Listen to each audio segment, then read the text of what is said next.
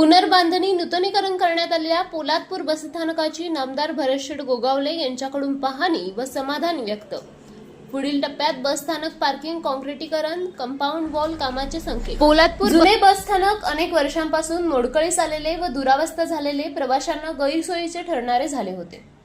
प्रवासी वर्गाच्या व पोलादपूर तालुक्यातील जनतेच्या मागणीच्या पार्श्वभूमीवर नामदार गोगावले यांनी महाराष्ट्र एसटी महामंडळ अध्यक्षपद त्यांच्याकडे असताना प्राधान्याने प्रथम पोलादपूर बसस्थानक पुनर्निर्मितीसाठी 2.25 कोटीच्या निधीची शासन मान्यता मिळवून देऊन सदर बसस्थानक नूतनीकरणाचे काम चालू केले आहे. सदर बसस्थानक अतिशय मजबूत व चांगल्या पद्धतीने मंजूर आराखड्याप्रमाणे उभारण्याचे काम SE चव्हाण कन्स्ट्रक्शन कंपनीच्या माध्यमातून करण्यात आले आहे. कॅबिनेट मंत्री नामदार गोगावले यांच्याकडून पुनर्बांधणी नूतनीकरण पोलादपूर बसस्थानकाची पाहणी करताना समाधान व्यक्त करण्यात आले.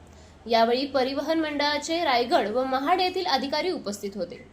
यावेळी प्रवाशांच्या सोयीसाठी महत्त्वपूर्ण सूचना अधिकाऱ्यांना मंत्री गोगावले यांच्याकडून करण्यात आल्या.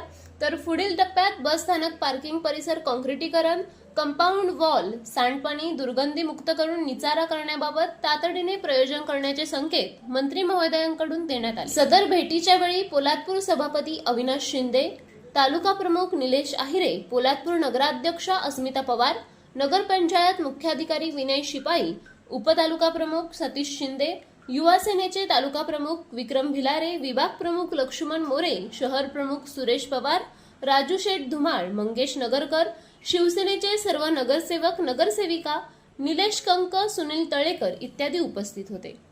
झंझावात न्यूजसाठी संपादक सचिन मेहता, पोलादपूर, रायगड. कृपया झंझावात सोबत जोडून राहण्यासाठी लाईक करा, शेअर करा, सबस्क्राईब करा आणि बेल आयकॉनवर क्लिक करा.